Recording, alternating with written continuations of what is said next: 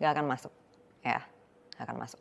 Proses perkembangan dari level 1 ke level 2 itu artinya sistem harus sangat serius membangun kemampuan dasar.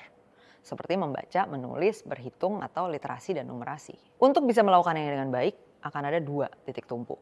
Yang pertama, pengajar atau gurunya. Ya kan? Betul, isu kesejahteraan guru itu penting, tapi yang nggak kalah penting juga isu kompetensi. Kita harus pastiin guru-gurunya punya kemampuan dasar yang baik, dan bukan cuma itu, dia juga punya kemampuan ngajarin itu ke orang lain. Jadi ini 2 level nih prosesnya.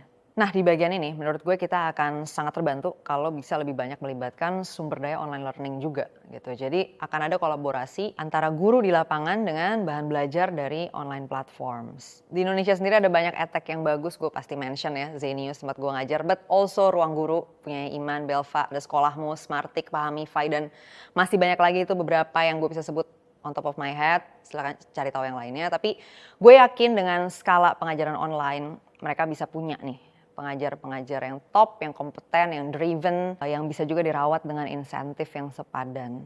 Nah, dengan memanfaatkan online learning, kita juga jadi bisa pakai teknologi atau fitur yang helpful buat proses belajar jadi jauh lebih efektif, ya kan?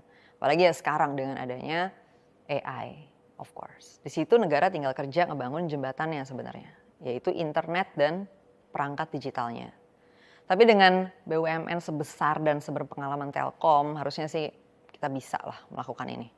Kita bisa melakukan transformasi dan integrasi besar-besaran untuk pendidikan di lapangan bisa tersupport oleh sumber daya pendidikan online. Dengan begitu, pendidikan kita bisa fokus mengantar tadi Indonesia bergerak dari level 1 ke level 2 yang memastikan secara umum anak-anak punya literasi dan kemampuan dasar yang baik.